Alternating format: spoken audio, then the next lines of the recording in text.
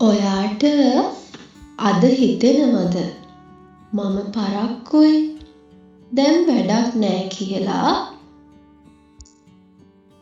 පරක්කු වෙලා ආරම්භ කරා කියලා ඒක අසාර්ථක වීමක් නෙවෙයි.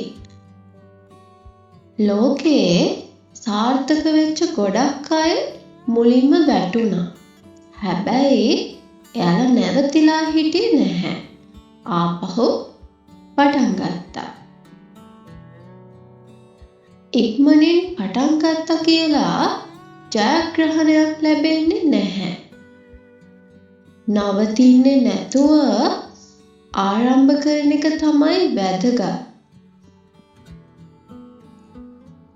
ඔයාගේ වෙලාව තවම ඉවර වෙලා නැහැ.